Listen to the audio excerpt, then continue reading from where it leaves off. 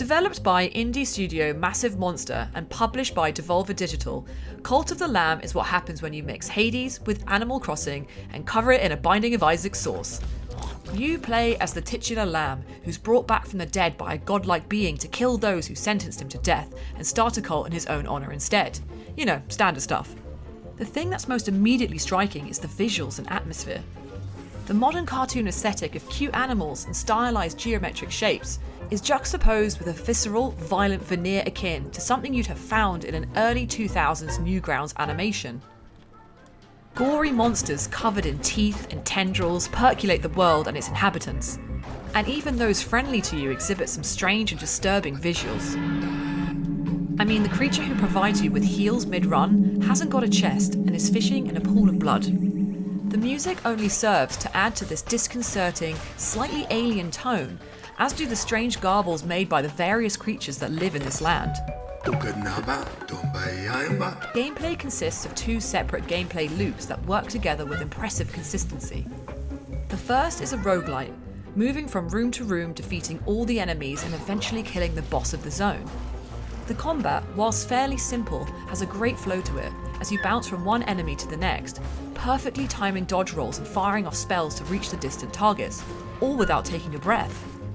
Rooms are procedurally generated with a mix of various enemy encounters and merchants smushed together, meaning each run to a boss or a checkpoint feels fresh.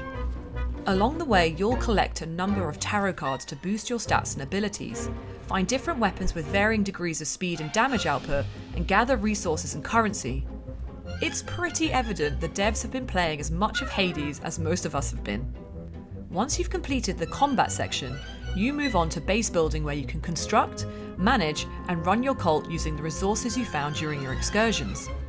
You introduce new members you've rescued during a run and assign them to jobs, construct places of worship for followers to pray to, and build shelters and infrastructure to ensure your cult runs smoothly. These all help to improve your stats and abilities, whether that be increasing the quality of drops during a combat run, making the management of your base easier, or adding new blueprints to your arsenal to build better structures on your site.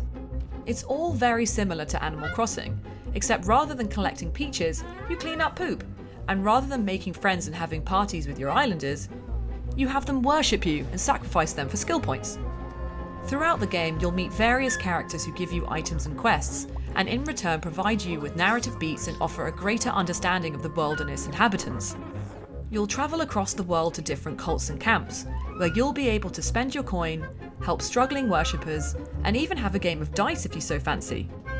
It really is a smorgasbord of ideas, and it's in seamlessly merging them all together that makes Cult of the Lamb so exceptional.